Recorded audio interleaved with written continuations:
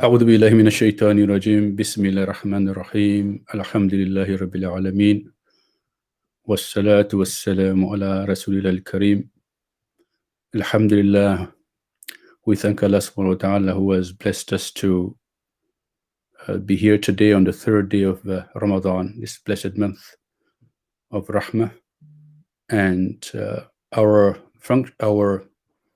quest is for us to understand the meaning of Taqwa in the context of Ramadan and what it means to have Taqwa in one's relationship with other people and creation, or the human beings. And our focus was to look at this through the lens of the work of Imam Abu al-Ghazali, rahmatullahi alayhi. And the last time we spoke about the observable fact that certain times and certain spaces have been granted by Allah subhanahu wa ta'ala with certain distinctions and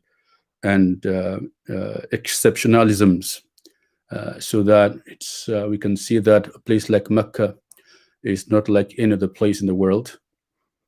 We see that masajid are not like any other house in the world.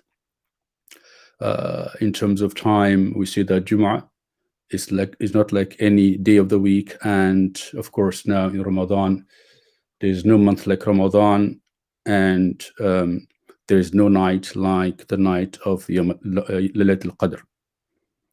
We said that these facts, these assertions, these observations are there for everybody to observe, whether they're Muslim or non-Muslim. It's very obvious that there is no place on earth that has such an attraction or an attractiveness for the human heart as Mecca. And when you look at the difficulties that people have faced throughout the ages just to be able to visit the house of Allah subhanahu wa ta'ala, then you have no doubt this is the case, that Mecca is very, very special. And we know why it's special. We know that Ibrahim alayhi salam had made a dua that some hearts of human beings would be inclined to this place, this blessed place. And therefore, simply no place like Mecca. And I told you, my youth, when I was growing up in my village, we didn't even have pictures of Mecca. We never saw Mecca in pictures because it was a very small village in Africa. We used to sing a song, Mecca to Mukarrama, Medina to Munawwara. And even to this day, when I sing that song, I feel very nostalgic about this Mecca that I never saw at the time, but that had such a huge fascination for us in the village back in Sierra Leone. So Mecca is a very special place because Allah subhanahu wa ta'ala chose it out of his wisdom to make it a very special place, unlike any place in the world. And this reality comes home when you see that in many languages, it's used as a metaphor, the Mecca of this, the Mecca of this. So there's no denying that there's no place in the world like Mecca. In terms of other places, the masajid, there are no places in the world that are as regularly visited type of places, as regularly visited and frequented as the masajid are. Now, these are not assertions that are empty. This is observable by anybody. And then, of course, we come now to the period of Ramadan, which is unlike any month. And Muslims who do not usually observe regularly the other pillars, some people might not pray 5 times a day, some people might not even pray even the Jum'ah prayer. All of a sudden Ramadan comes and everybody, the masajid are filled, and you wonder why. What is it that brings people to the masajid to fast? Is it that this fasting is easier than the other pillars of Islam? No, it's probably the most difficult of them all. Why are Muslims more inclined to observe the most difficult pillar of Islam than the regular ones? Again, this is Ramadan, a very special month. And so this is no denying that Allah subhanahu wa ta'ala has bestowed upon time and space with certain characteristics that make them very special. in the case of Ramadan, we're told by hadith that during this time, Allah subhanahu wa ta'ala, out of his grace and mercy, he closes all the doors of Jahannam, of hellfire. All the doors of Jahannam are closed in Ramadan, subhanAllah, everything closed. No access to hellfire. No, the doors are closed. And more significantly, the shayateen are chained down. The shayateen are chained down. They're not active at all. Therefore, we see during this time that it's easier to do good. Not only are we able to face great difficulty, Allah subhanahu wa ta'ala has placed a lot of love in our hearts for food and drink and mating. There's a very strong energies and calls and to those realities because our existence depend on them. Without food, one perishes, and without water as well, and without mating, basically the human race goes into extinction. So Allah, out of His love, has made us, has endeared these things to us and made them virtually irresistible. We can't resist food. We can't resist drink. And we don't have the power to do that except when Allah grants such power. And this Ramadan is the time that Allah subhanahu wa ta'ala has given us the greatest ability, the greatest power, the greatest energy to be able to say no to things that are ordinarily so difficult to resist. It's amazing, amazing, amazing, amazing. When I gave my talk the last time, subhanAllah, I was coming downstairs after my talk, and I found my youngest boy, who is 8 years old. No, actually he's 6 years old. I'm sorry, I don't know my ages of my children that well. But my girl is 8 years old, and Cherno is, I think, 5 years old. And I found them dancing downstairs. They're jumping about. And these two kids they're fasting. And you'd imagine that after 12 o'clock, after I spoke to you last time, they'll be tired. But no, they're so up and running. You can't explain this except by the fact that Allah subhanahu wa ta'ala has made this month a month in which we can do extraordinary things. And this is why we have to make this, take the opportunity to really capitalize on this, to make sure we achieve some great things in this month, to become better human beings, we become more refined, we get closer to Allah subhanahu wa ta'ala through the attribute of taqwa, which is the best attribute that a human being can have, a Muslim can have. So now there is a question here, which is, well, if the shayateen have been chained, we see ourselves still doing wrong, people still do wrong. And one of our teachers, Sheikh Mukhtar Maghrawi, told us something. He speculates that maybe if we still do wrong this time, it's not because of the shayateen, it's because of our nufus, it's because of our nafs is the one to blame this time for prompting us to do horrible things that are not worthy of us. And therefore, in this light, Ramadan, therefore, because we're left on our own with our qulub, with our nufus, with the influence of shayateen having been mitigated or even stopped, then we get to know who we are. We get to rediscover ourselves, what our nafs is like, what kind of nafs do I have in reality when the shayateen go away. And then because we get to know who we are, brothers and sisters, because we get to know who we are, brothers and sisters, then we can work on improving the way we are. We know what we are this time. We know if we are generous by nature, generous in character, if we're truthful people, if we're obedient people, and all that. So when you see problems in Ramadan, this is what the Sheikh Mukhtar Maghrawi suggested. This is a way for us to discover who we are. So Ramadan, in this sense, is a travel within oneself as well. It's a journey of self-discovery, and therefore gives us the ability, the possibility to change, to transform, to become better, and to become close to Allah, become closer to what Allah loves, and very distant from what Allah dislikes. So this is what we have here, this great chance to soar in nearness to Allah subhanahu wa ta'ala by His own grace, His own mercy, and through His own help. Alhamdulillah Rabbil Alameen. We have to come back to the issue of the ghaya of Ramadan. Why do we fast? أعوذ بالله من الشيطان الرجيم بسم الله الرحمن الرحيم يا أيها الذين آمنوا كتب عليكم الصيام كما كتب على الذين من قبلكم لعلكم تتقون.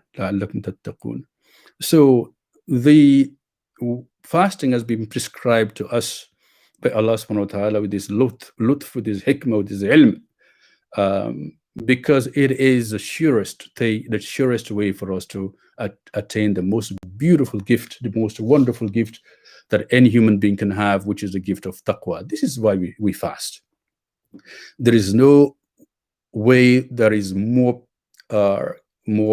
potent to render the gift of taqwa than fasting is in Ramadan.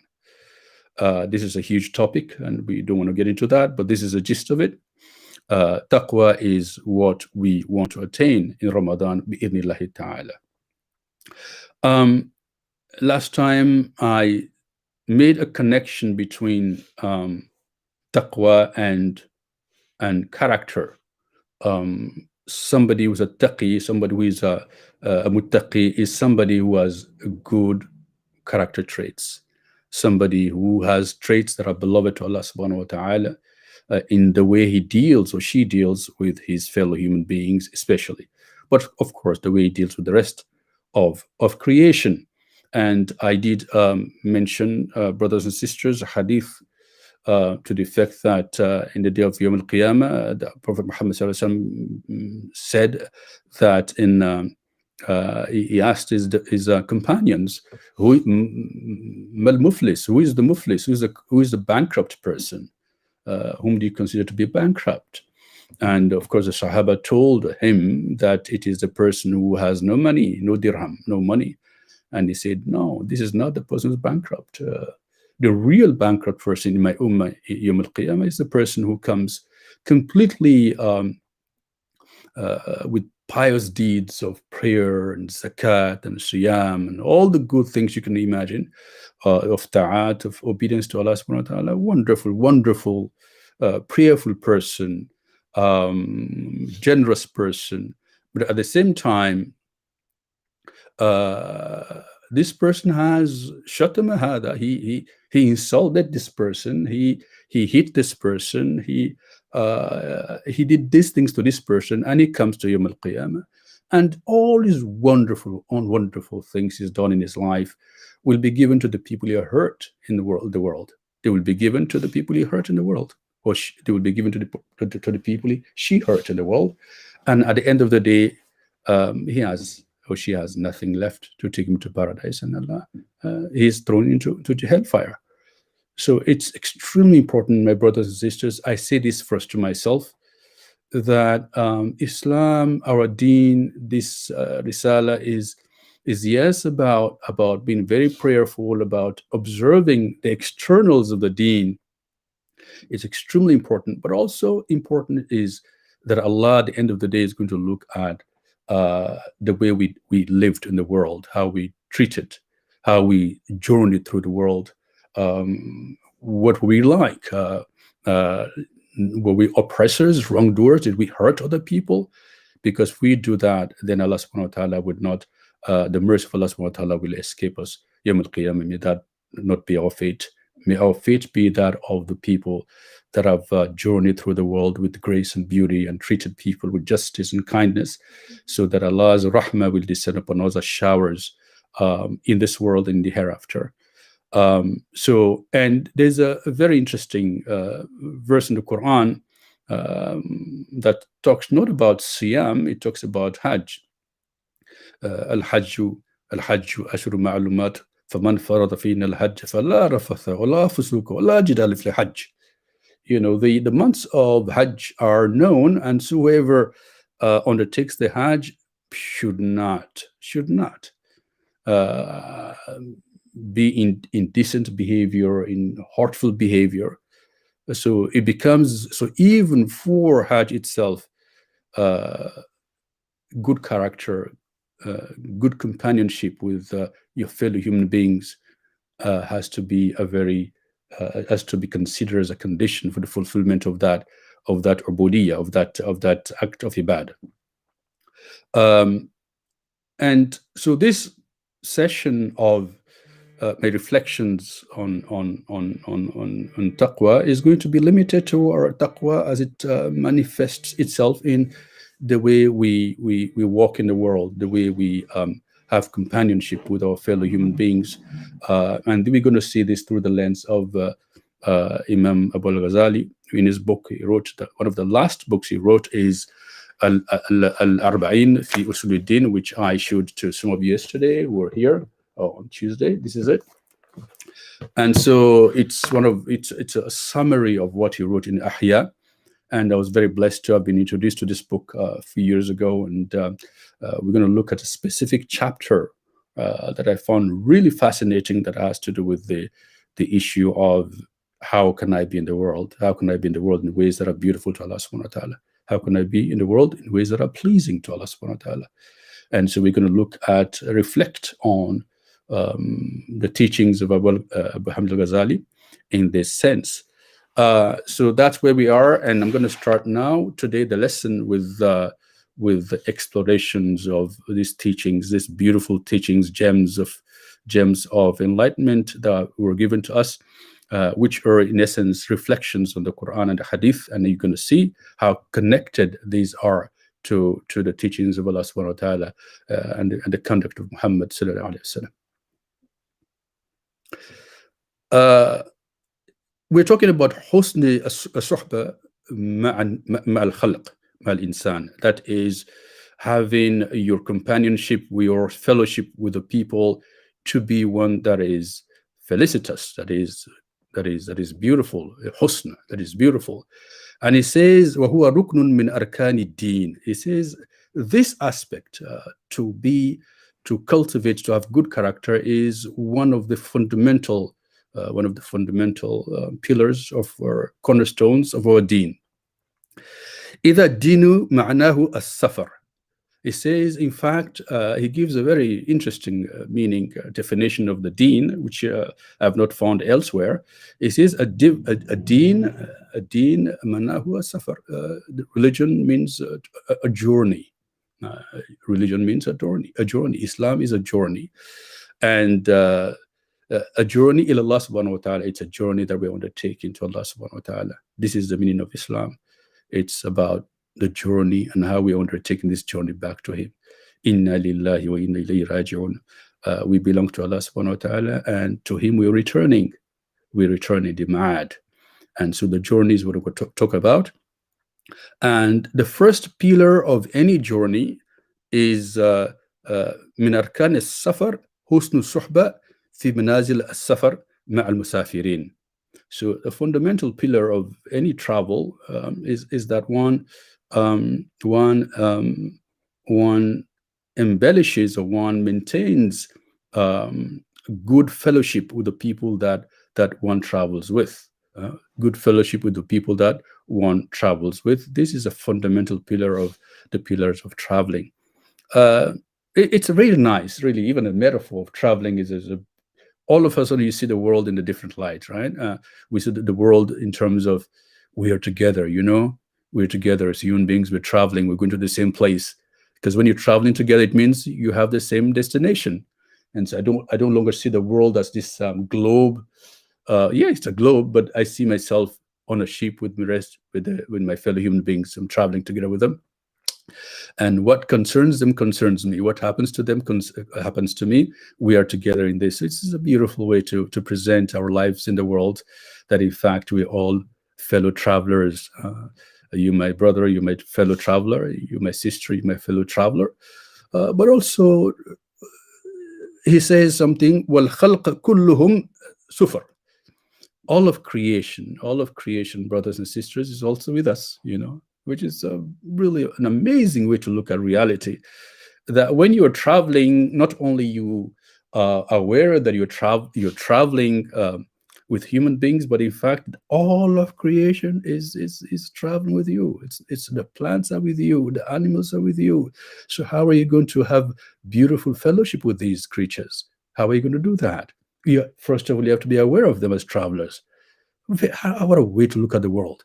It's no longer a problem of looking at people, Muslim and non-Muslim, or even just human beings. It's all of creation. And this is Abu Hamid al-Ghazali writing about this a long time ago. And we find this actually in the Quran.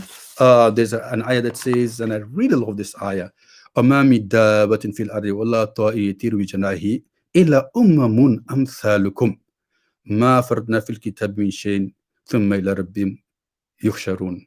Look at this, how nice this is. Allah subhanahu wa ta'ala expresses this in such a wonderful way. There is not a crawling creature on earth and not a bird in the air on his wings, except they are amthalukum. They are nations like yourselves. Can you imagine this? Every creature is a nation, just like you're a human being, you're a nation, right? The birds, you see them soar in the sky. You see them in their formations. We don't know. It's just it's mind-boggling how Allah subhanahu wa ta'ala has made things so perfect, so wonderful for us to contemplate and see the signs of Him, Allah subhanahu wa ta'ala, speaking to us about this khalq. So these verses, all of these, the creatures, the birds in the air, they're all umamun amthalukum. They're just like you. They're they're nations. Don't think you're the only nation on earth. Therefore, be careful be careful not to trample on the rights of the other nations that you share the earth with, not the nations of the bugs, not the nations of the subhanahu wa ta'ala. When you in this hot season, if you're walking by the path and you see a worm, they stranded on the walk. They're struggling because it's very warm. They should have been in the grass. What do? You actually see the image of a fellow traveler.